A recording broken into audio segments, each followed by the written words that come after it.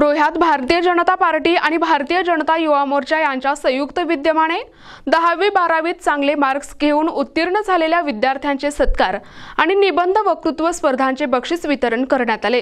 रायगड जिल्ह्यात रोहा शहरात दिनांक 13 जुलै रोजी भारतीय जनता पार्टी आणि भारतीय जनता युवा मोर्चा यांच्या संयुक्त विद्यमाने 10वी-12वीतील गुणवंत विद्यार्थ्यांचा सत्कार तसेच अहिल्याबाई होळकर यांच्या जयंतीनिमित्त घेण्यात आलेल्या निबंध आणि वक्तृत्व स्पर्धांचे बक्षीस वितरण माजी आमदार पंडित शेठ पाटील, माजी जिल्हा परिषद सदस्या चित्रा पाटील, भाजप दक्षिण रायगडचे अध्यक्ष राजेश मापारा यांच्या प्रमुख उपस्थितीत करण्यात आले।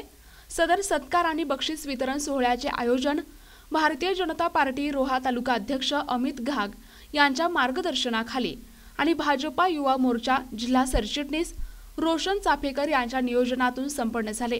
यावेळी माजी आमदार पंडित शेठ पाटील, माजी जिल्हा परिषद सदस्या चित्रा पाटील, भाजप दक्षिण रायगड जिल्हा अध्यक्ष राजेश मापारा, तालुका अध्यक्ष अमित घाग, विज्ञान सर आणि रोशन चाफेकर यांनी विद्यार्थ्यांना मार्गदर्शन केले।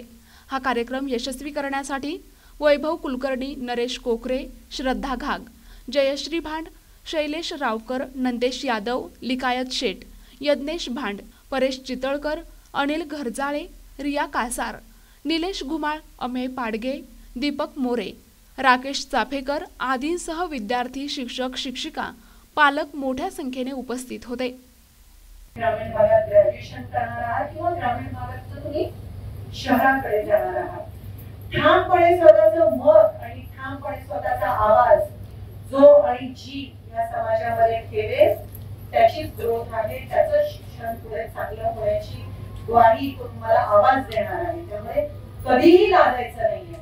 आज तुम्ही 10वी-12वीच्या निमित्ताने जसं खाली मला सांगितलं की रोहा जिल्ह्यामध्ये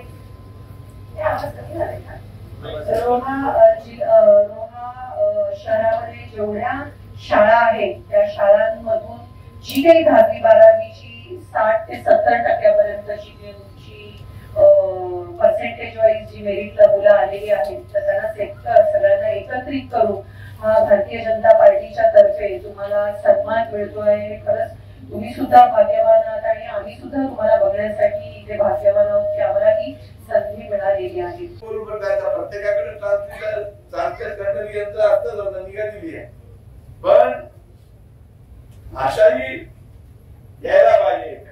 ग्रामीण भागातील आता बीसीचे लोक इंग्लिश बोलणार, त्यांची मुलं आयएस होणार, अरे आपली ग्रामीण भागातील विद्यार्थी आयएस कधी होणार? डॉक्टर आता व्हायला लागले, वकील, सर्वसामान्य माणसांचे वकील आता होते तर कोण शिवसेनेचा कोण वकील आहे नाहीतर ठराविक तर ही परिस्थिती बदलली पाहिजे। पालकांना पण मी धन्यवाद देईन।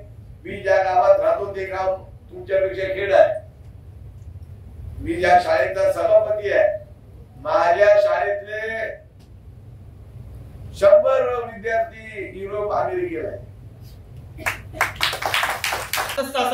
समोर बसलेले तर मान्यवर आपण आपल्या सर्वांना माहितीच आहे। खरं तर अशा एका चांगल्या कार्यक्रमाच्या माध्यमातून ते बक्षीस वाटप व्हावं हा विचार आम्ही केला आणि त्यामुळे या कार्यक्रमाला कार्यकर्त्याने थोडासा उशीर झाला। मात्र अहिल्याबाई होळकर यांच्या जयंतीनिमित्त आपल्याला 80 निबंध स्पर्धेमध्ये स्पर्धकांनी भाग घेतला। यामध्ये वक्तृत्व स्पर्धेमध्ये सुद्धा चांगला एक प्रतिसाद आपल्याला मिळाला आणि यामध्ये काही नंबर आपण काढलेले आहेत। शेवटी आपण ते त्यांचं बक्षीस वाटप त्यांचं आपण करणार आहोत। मात्र याच विचाराने काम करण्याचा प्रयत्न येणाऱ्या काळात सुद्धा करणार आपण निश्चितपणे करणार आहोत। मुंबई यासारख्या ठिकाणी काही अडचणी आल्या त्या ठिकाणी मोठा भाऊ इथे सगळेच मंडळी आपल्या पाठीशी नक्की उभे राहील। तुम्ही कुठलीच चिंता करू नका, कारण भारतीय जनता पार्टीचा कार्यकर्ता हा नेहमीच विद्यार्थ्यांच्या पाठीशी उभा राहणार आहे आणि ज्याच्या वेळी विद्यार्थी अडचणी येतात, मग ते बसचे आंदोलन असू द्या, शाळेत त्यांना पास मिळत असू द्या, त्यांची शिष्यवृत्ती राहिलेली असू द्या, त्यावेळी भारतीय जनता पार्टीच्या कार्यकर्त्यांनी विद्यार्थ्यांसाठी आंदोलन केले हे सांगण्याची आवश्यकता नाही।